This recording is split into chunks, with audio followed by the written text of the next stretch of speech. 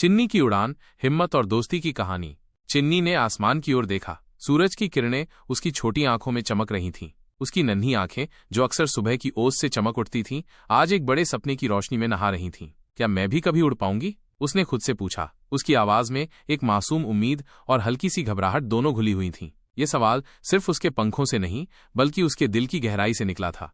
माँ पास बैठी मुस्कुराईं। उनकी आंखों में अपनी बच्ची के लिए अथाह प्यार और विश्वास था। बिल्कुल उड़ोगी, तुम तो आसमान की रानी बनोगी एक दिन, माँ ने कहा। उनके शब्दों में ऐसी जादुई शक्ति थी जो किसी भी डर को पल भर में दूर कर सकती थी। उनका विश्वास चिन्नी के अंदर एक नई लौ जला रहा था, जैसे कोई नन्हा बीज पहली बार जमीन से सिर उठा रहा हो। लेकिन माँ, अगर मैं गिर गई तो? उसकी आवाज कांप रही थी, जैसे किसी छोटे पत्ते पर डर की बूंदें गिर गई हों। यह डर स्वाभाविक था, किसी भी पहली कोशिश से पहले की बेचैनी। गिरो, लेकिन फिर उड़ो, यही तो असली उड़ान होती है मेरी बच्ची, माँ ने नर्म पर दृढ़ स्वर में कहा। उनके शब्द चिन्नी के लिए सिर्फ सलाह नहीं थे, बल्कि एक जीवन मंत्र थे। उन्होंने उसे सिखाया कि गिरना अंत नहीं, बल्कि उड़ान का एक हिस्सा है, जैसे बारिश के बाद ही इंद्रधनुष निकलता है। चिन्नी ने हिम्मत जुटाई। उसकी नन्ही आंखों में अब एक नई चमक थी। डर की जगह दृढ़ संकल्प ने ले ली थी। वो अब सिर्फ एक नन्ही चिड़िया नहीं, बल्कि एक छोटे से योद्धा जैसी दिख रही थी, जो अपने सपनों के लिए तैयार थी। 1, 2, 3, मैं उड़ी। उसने आंखें बंद की और डाल से छलांग लगाई। एक पल के लिए उसे लगा जैसे वो सचमुच उड़ रही हो, हवा उसके पंखों से बातें कर रही हो। धप, वो नीचे गिरी। पंख तो फड़फड़ाए थे, लेकिन हवा ने उसे सहारा नहीं दिया। उसका नन्हा शरीर जमीन से टकराया और एक छोटी सी आह उसके मुंह से निकली। ओ नहीं, चिन्नी ने दर्द से कराहते हुए कहा, मैं कभी नहीं उड़ पाऊंगी। उसकी आवाज में निराशा और हताशा का गहरा रंग था। ऐसा लगा जैसे उसके सारे सपने टूटकर बिखर गए हों। उसी वक्त कहीं से एक आवाज आई, अरे, इतनी जल्दी हार मान ली? वो खरगोश टोपी था। उसकी आंखों में शरारत और होठों पर एक हल्की मुस्कान थी। देखो जरा इसे, नन्ही चिड़िया बनी हार की रानी। हैरानी की बात है, वो मुस्कराया। उसकी आवाज में चिन्नी को चिढ़ाने का हल्का पुट था, लेकिन असल में वो उसे प्रेरित करना चाहता था। चिन्नी ने गुस्से में कहा, मजाक मत उड़ाओ टोपी। उसे लगा जैसे टोपी उसके दर्द को समझ नहीं रहा था। उसकी आंखों में अब तक के आंसू गुस्से की चिंगारी में बदल गए थे। मजाक नहीं कर रहा, दोस्ती निभा रहा हूं, और दोस्त कभी हार मानने नहीं देते, समझी? टोपी ने कहा। उसकी आवाज में एक अजीब सी गंभीरता थी। उसने चिन्नी को समझाया कि उसका मजाक उड़ाना नहीं, बल्कि उसे सहारा देना ही उसकी दोस्ती का असली मतलब था। चिन्नी थोड़ी झिझकी, फिर मुस्कुराई। उसकी आंखों में अब थोड़ी चमक वापस आ गई थी। टोपी के शब्दों ने उसे सोचने पर मजबूर कर दिया था। अच्छा, तो दोस्ती का हक निभाओ, हर सुबह मुझे उड़ना सिखाओ, करोगे? उसकी आवाज में एक नई उम्मीद थी, जैसे बुझती हुई लौ फिर से जल उठी हो। टोपी ने खुशी से उछलकर कहा, हो गया तय। कल सूरज निकले, उससे पहले मैं तुम्हारे दरवाजे पर खड़ा मिलूंगा। उसकी आवाज में उत्साह की गूंज थी, जैसे उसे कोई बड़ा खजाना मिल गया हो।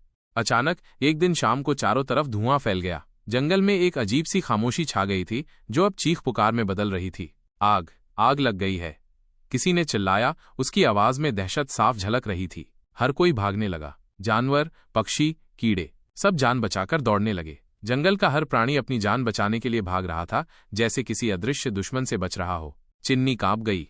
हे भगवान, ये क्या हो रहा है? उसकी नन्ही आंखों में डर और चिंता साफ दिख रही थी। तभी उसे झाड़ियों के पीछे से किसी के रोने की आवाज आई। ये आवाज उसके दिल को चीरती हुई निकली। पीहू, मेरी बहन, वो वहां फंसी है। वो चीखी, कोई है? कोई मेरी मदद करो, मेरी बहन अंदर है। उसकी आवाज में दर्द, हताशा और एक बहन का अथाह प्यार था। उसने चारों ओर देखा, लेकिन कोई नहीं रुका। हर कोई अपनी जान बचाने में लगा था। चिन्नी, अब या तो डर में रहो, या फिर उड़कर दुनिया को दिखा दो कि तुम क्या कर सकती हो।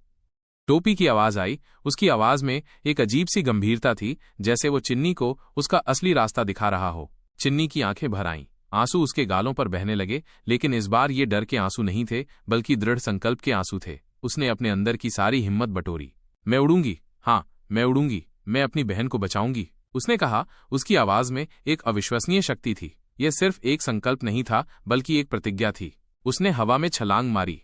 धुआं, आग, गर्म लपटें, लेकिन चिन्नी रुकी नहीं। उसकी आंखें बस पीहू को ढूंढ रही थीं, जैसे कोई दीपक अंधेरे में रास्ता खोज रहा हो। उसे अब डर नहीं लग रहा था, सिर्फ अपनी बहन को बचाने की धुन सवार थी। पीहू, तुम कहाँ हो? जवाब दो। उसकी आवाज धुएं में गूंज रही थी। दीदी, यहां हूं, मुझे डर लग रहा है। पीहू की कांपती आवाज आई, जो धुएं के बीच से किसी धीमी पुकार जैसी थी। डरो मत, मैं आ गई हूं, तुम्हें कुछ नहीं होगा, चिन्नी ने कहा। उसकी आवाज में विश्वास और प्यार दोनों थे। उसने पीहू को अपनी पीठ पर बिठाया और जोर से पंख फैलाए। उड़ो, उड़ो, उड़ो। वो खुद से कहती रही। उसकी हर सांस में ये मंत्र था। उसने अपने पंखों को पूरी शक्ति से फड़फड़ाया और वो उड़ गई, धुएं को चीरते हुए, आग को पार करते हुए। वो हवा में एक नन्ही सी आशा की किरण जैसी लग रही थी, जो मुश्किलों के पार निकल रही थी। जब वो जमीन पर उतरी, पूरा जंगल तालियों की आवाज से गूंज उठा। हर कोई चिन्नी की बहादुरी देखकर दंग रह गया था। वाह चिन्नी, तुमने कमाल कर दिया।